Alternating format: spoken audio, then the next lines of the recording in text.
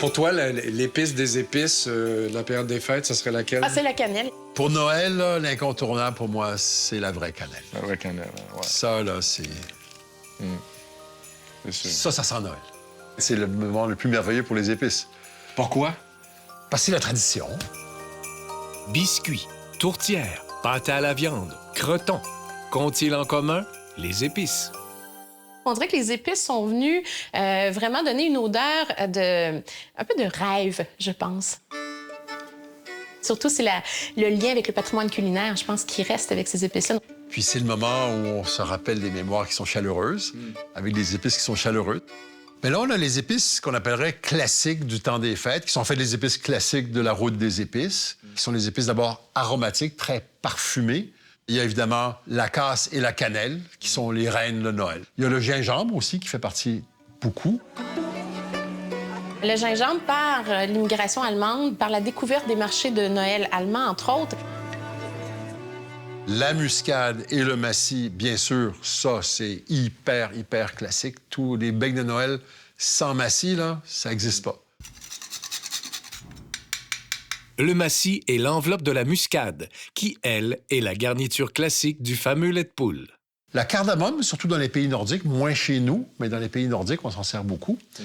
Et il y a l'année étoile, qui est un petit peu un nouveau arrivé, parce qu'on aime bien la forme de l'étoile. L'étoile, c'est le symbole de Noël, alors on en met beaucoup dans les plats pour faire la... Et c'est délicieux aussi. Puis le fameux quatre épices, qui est une épice qui a le parfum de la cannelle, du gingembre et de la muscade, tout ensemble, et du poivre dans une épice. Et le clou du spectacle? Ben, le clou de girofle, bien sûr. Bien sûr. Qui est partie intégrante de toutes ces épices-là, qui fait partie des saveurs du quatre épices, justement. Déjà, les Romains, dans l'Antiquité, commerçaient par le biais de ce qu'on peut appeler l'ancienne route de la soie. Pendant l'hiver, on mange ce qui a été récolté, mais plus on avance pendant l'hiver, avant les prochaines récoltes, disons que la saveur commence à diminuer. Des fois, c'est un peu fade ou presque pas consommable. Alors, il faut masquer ça un peu. Alors, l'épice devient très, très intéressante. Le problème, c'est que ça coûte terriblement cher. Alors, les gens qui ont les moyens d'acheter des épices par le commerce des épices sont des gens très fortunés, des rois, des membres de la noblesse, qui vont justement vouloir étaler leur richesse. Quand ça va se démocratiser avec l'Empire britannique, là, ça va être beaucoup plus accessible. Regarde les petites boîtes de métal. Là, j'en ai vu chez ma mère et ma grand-mère de ces petites boîtes-là. On va hériter des recettes, en fait, de l'Europe. On va éventuellement être très, très influencé par la cuisine britannique. Les plus anciennes traces qu'on a là, de ce qu'on pourrait appeler un pain d'épices, ça remonte deuxième, même peut-être troisième millénaire avant notre ère en Chine, là, où ils faisaient déjà ces espèces de gâteaux très épicés parce que ça se conservait mieux et plus longtemps aussi. L'idée de faire une maison, sais-tu d'où ça vient? Ça, c'est les Allemands. Ouais. Il y a un débat à savoir, est-ce que la maison pain d'épices allemande a influencé le conte d'Hansel et Gretel des frères Grimm, ou est-ce que les frères Grimm, avec leur interprétation d'Hansel et Gretel, ont popularisé la maison en pain d'épices en Allemagne? Mystère. Mystère. On ne sait pas. Le vin chaud que l'on boit dans nos marchés de Noël est une tradition assez récente chez nous. Et pourtant, cette coutume remonte aux Romains. Les Romains qui faisaient du vin très peu alcoolisé. Le goût était moyen.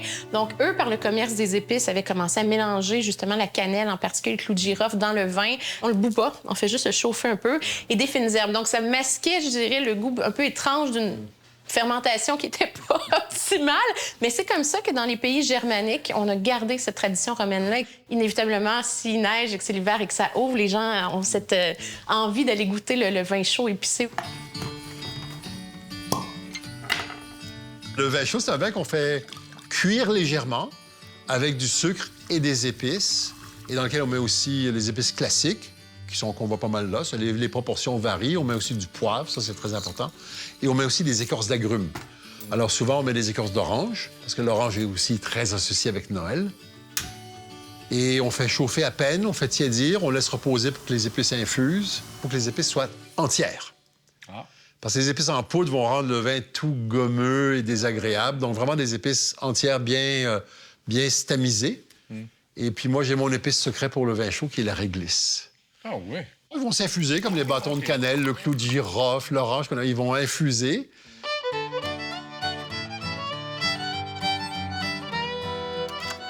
Dans nos traditions, les épices du temps des fêtes sont surtout associées à des plats de viande. Mais pour Looney, il n'y a pas de raison d'être en reste si on est végétarien ou végétalien. Je les ai appelées les boulettes magiques simplement parce que j'utilise un ingrédient qui est la levure alimentaire, qui pour moi est vraiment une saveur umami super concentrée, donc ça nous permet vraiment d'aller chercher un petit goût de revenez-y. Mais la base de ces boulettes-là, ce sont des graines de tournesol, des haricots noirs. Donc on va aller chercher vraiment une belle texture et j'ai mes épices traditionnelles aussi. J'ai de la cannelle, du clou, de girofle et de la muscade, puis aussi un peu de sarriette et de sauge. Pour plus de saveur, Looney fait d'abord sauter oignons, ail et graines de tournesol avant d'ajouter les épices, la levure alimentaire et les haricots noirs. J'ai ici les ingrédients liquides pour aller chercher un peu de saveur, sirop d'érable, sauce soya ou tamari, puis un petit peu de vinaigre de cidre.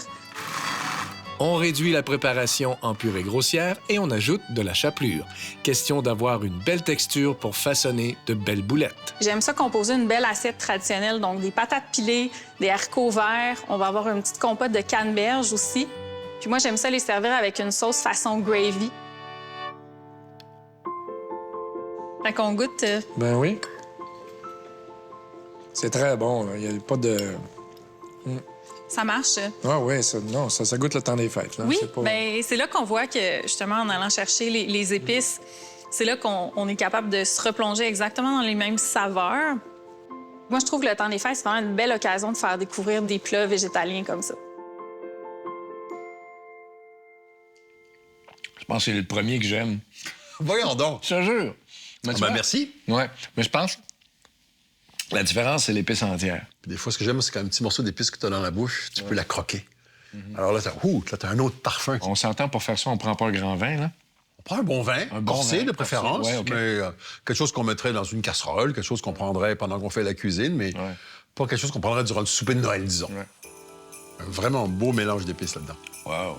Ces épices-là sont parties du commerce mondial depuis des milliers d'années et on s'en sert dans toutes les cuisines du monde parce qu'elles sont si merveilleuses et si aromatiques et elles changent notre cuisine à Noël et le reste de l'année aussi.